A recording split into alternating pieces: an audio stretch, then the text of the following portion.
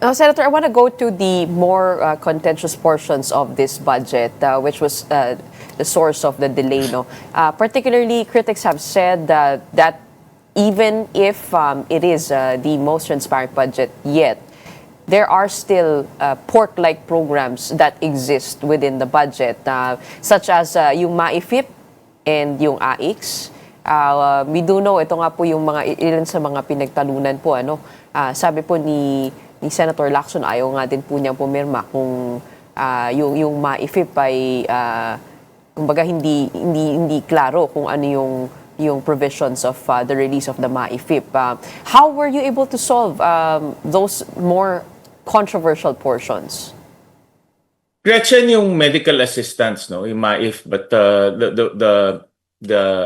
the title of that project is medical assistance, and AIX is financial assistance. Para sa tao to.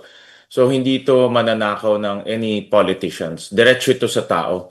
And we don't have a perfect healthcare system. And as long as we don't have a perfect healthcare system, this type of program is the program that will plug the loophole. I don't claim that this will be a long-term program, but for now, since we have an imperfect healthcare system, the medical assistance is a program that will directly help our constituents. In fact, dito sa Valenzuela, marami siya natutulungan ng mga constituents namin. And also all over the Philippines, dahil diretso siya. So, in terms of financial assistance, the same thing. This year alone, 2025, the value of the destruction brought about by calamities is about 8 billion pesos. So, in other words, 8 billion is needed to be given to our constituents in terms of financial assistance. No, so in other words, diretso to sa tao, hindi to pwedeng ibulsa ng mga politiko.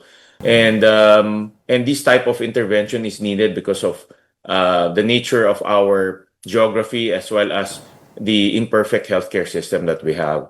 But having said that, we included a provision there. This is the provision that will prevent politicians from using these cash assistance to their own account. So they're prohibited from distributing cash assistance. They're prohibited by putting their tarpaulins and their paraphernalia during distribution of this cash assistance. So bawal sila nandoon sa mga distribution. Pero pwede po sila magbigay ng guarantee letter? Hindi sila pwede magbigay ng guarantee letter. It's DOH that gives the guarantee letter. Let me qualify that. No, actually, pinag-aralan ko itong process. It's the DOH that gives the guarantee letter. No, so in guarantee letter, it's DOH that guarantees. It's not the politico that guarantees it, but it's the DOH that guarantees. Now, whether that process is the appropriate process or not, we will have a oversight. We will conduct an oversight hearing with the DOH to see how we can still improve this guarantee letter system, itong medical assistance / guarantee letter system. Because at the end of the day, it's the executive that implements this, and we need to make sure that it's efficient and goes direct to the people. Ngayon, direct to the people, but if you can do it more efficiently, direct to the people, then that's the best. Well, the ideal setup po kasi is hindi na po pupunta talaga sa ating mga lawmakers, sa ating mga kahit executive officials, because nagkakaroon ng utang na loob. So isn't the proper funnel for this would be the institutions in themselves? Nakausap po namin ng DOH, sabi po nila, proposal nila, idaan na lang po diretso sa LGU.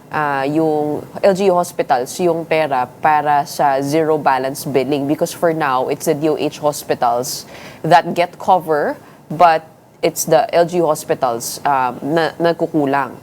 Isn't it possible to do it in that way na diretso na sa hospital mismo? Gretchen, in a perfect Philippines, pwedeng gawin yun, no? But I was looking at the data, and the health advocates will know this. Our hospitals are 300% over capacity.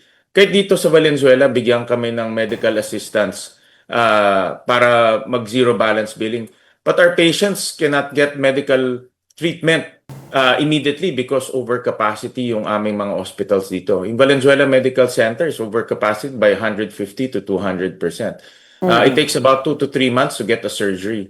So, and if you have a severe disability or severe disease and you want to get surgery, mag-aantay ka pa ng 2 to 3 months to get surgery. So a lot of the patients either go to the pay ward or either go to private hospitals. And if they go to pay wards and private hospitals, the zero balance billing does not apply. They have to pay on their own. And if they use their PhilHealth will only cover 40% of the cost. So the 60% will still be out of pocket for the patients. And this is where the medical assistance will come in.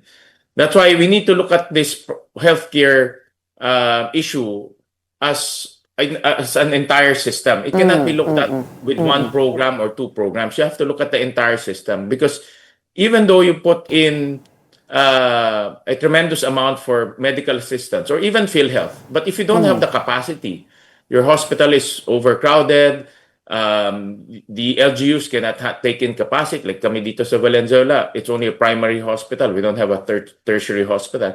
Then the entire system will break down. You have to look at both the supply and demand in the entire system.